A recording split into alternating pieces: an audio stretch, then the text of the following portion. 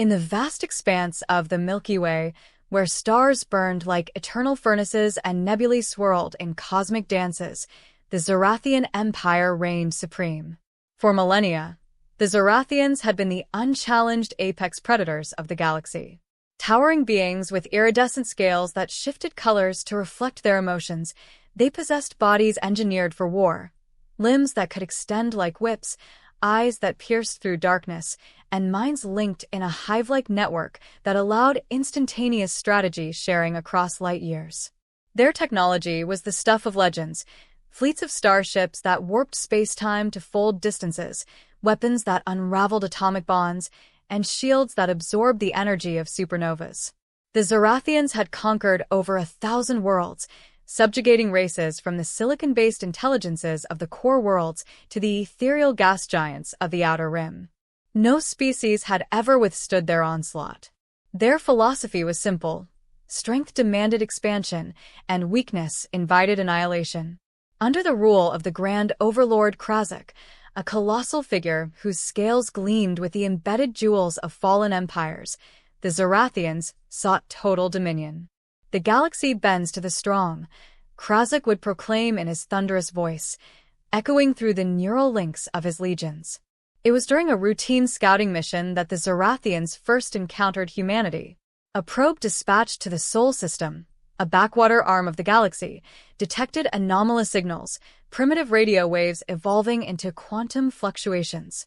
Earth, a blue-green marble teeming with billions of fragile, carbon-based life forms, had somehow leaped from steam engines to faster-than-light travel in mere centuries. The humans called themselves Homo sapiens, but to the Zorathians, they were just another infestation to be cleared. These humans, sneered Commander Vexer, Krazek's most trusted warlord, as he reviewed the data in the Empire's Central Command Nexus. The Nexus was a colossal sphere orbiting Zorath Prime, filled with holographic displays projecting battles from across the stars. Vexer's scales rippled crimson with excitement. They tinker with quantum fields like children playing with fire. Their ships are toys, their weapons mere sparks. We will crush them and claim their worlds as our own. Krazek's massive form loomed over the holographic map of Sol. His eyes, multifaceted like diamonds, narrowed. Indeed. But intelligence reports quantum anomalies in their military. Something called quantum marines. Investigate, but do not underestimate. Prepare the fleet. We attack at dawn of their primary star. The decision was made. The Zorathian Armada, 1,000 ships strong, assembled in the void beyond Pluto's orbit. Each vessel was a behemoth, armored in adaptive alloys that regenerated under fire, armed with plasma lances that could vaporize continents. The invasion force included ground troops, elite Zorathian warriors augmented with neural implants for perfect coordination, their exoskeletons humming with energy fields. On Earth, humanity was not oblivious. The United Earth Federation (UEF) had long anticipated contact, hostile or otherwise. Decades of interstellar exploration had hardened them. But it was the Quantum Marines who stood as the vanguard. An elite corps born from the fusion of quantum physics and human ingenuity, these soldiers were no ordinary fighters. Recruited from the brightest minds and toughest warriors, they underwent the quantum entanglement procedure, a risky process that linked their consciousness to quantum particles, granting abilities that defied classical physics. Captain Alara Voss, leader of Quantum Marine Squad Alpha, paced the deck of the UEF flagship, the Ether's Edge. At 35, she was a veteran of border skirmishes with rogue AI swarms. Her uniform, embedded with nanoscale qubits, shimmered faintly. "Sensors confirm it, Admiral," she reported to the bridge crew. "Zorathian signatures. They're coming in hot." Admiral Harlan Reyes, a grizzled strategist with a cybernetic eye, nodded grimly. "We've simulated this. Their tech is advanced, but ours is unpredictable. Deploy the Marines. Show them what humanity's made of." Alara's squad consisted of 12 Marines, each specialized. There was Sergeant Kai Lund, a demolitions expert who could phase explosives through solid matter, Dr. Meera Singh, a physicist-turned-soldier who manipulated probability fields to dodge incoming fire, and Private Jax Harlan, the Admiral's nephew, a raw recruit with untapped potential in quantum teleportation. As the Zorathian fleet emerged from warp, space rippled like a disturbed pond. Alarms blared across Earth's defenses. Orbital stations fired salvos of antimatter missiles, but the Zorathian shields absorbed them effortlessly. Commander Vexor's flagship, the Dominion's Fury, led the charge, its plasma lances carving through UEF destroyers like knives through silk.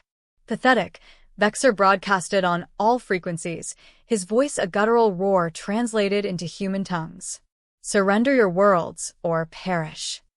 Alera's team launched in stealth shuttles, cloaked by quantum uncertainty fields that made their positions probabilistic. Here one moment, there the next.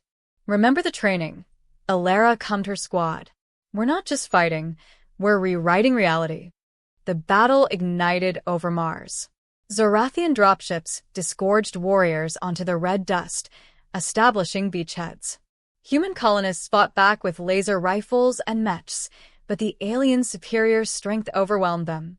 A Zorathian squad leader, its scales glowing azure with battle lust, impaled a defender with an extended limb, laughing as the human's blood vaporized on contact. That's when the quantum marine struck.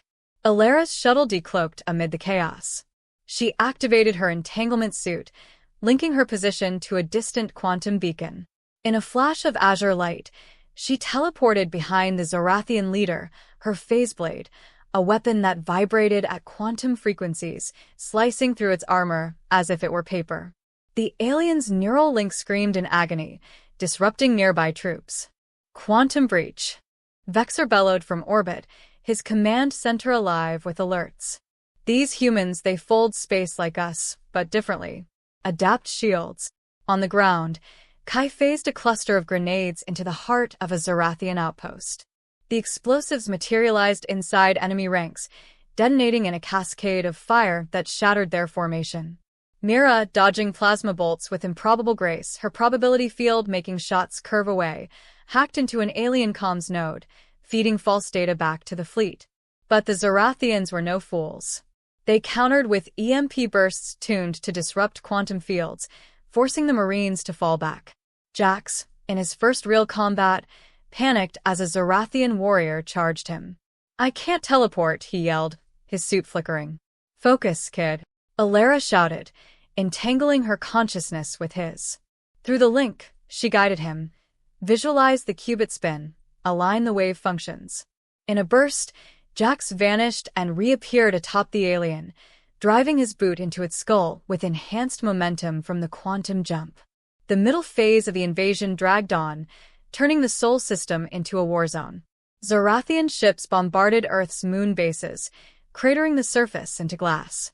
Humanity's fleet, outnumbered, relied on guerrilla tactics, hit-and-run strikes using wormhole generators to flank the enemy.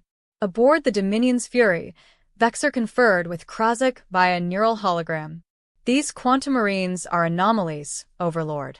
They entangle particles across distances, predicting our moves. We've lost 3 destroyers to their phased torpedoes. Krasik's scales darken to obsidian. Then escalate. Deploy the Void Engine. Unravel their quantum tricks at the source. The Void Engine was the Zorathians' ultimate weapon, a device that created localized black holes, sucking in matter and energy alike. Positioned near Jupiter, it activated, its gravitational maw pulling in UEF ships. Screams echoed through comms as vessels crumpled. Alera's squad was dispatched to sabotage it. Infiltrating the engine's guard ship under cloak, they faced elite Zorathian guardians, beasts augmented with anti-quantum dampeners. The fight was brutal. Kai lost an arm to a plasma whip, but phased his remaining hand through a guardian's chest, crushing its heart. Mira analyzed the engine's core. It's stabilized by a quantum lock. I can entangle it with our ship's reactor, cause a feedback loop. Do it, Alera ordered, covering her with suppressive fire. Jax, growing confident, teleported allies to safety as the ship shook. The sabotage worked. The Void Engine imploded, its black hole collapsing in on itself, taking a chunk of the Zorathian fleet with it. Vexor watched in horror as his forces fragmented. But the Zorathians pressed on, landing troops on Earth itself. Megacities like New York and Tokyo became battlegrounds. Skyscrapers toppled under alien fire, civilians evacuated to underground bunkers. Alera's team, reinforced by more quantum marines, led the counteroffensive. In the ruins of Paris, Alera confronted Vexor personally. The commander had descended to lead the ground assault, his form towering over human defenders. "You fight well for primitives," he growled, extending limbs like serpents. Alera entangled her blade with his armor's frequency. "We're not primitives. We're the future."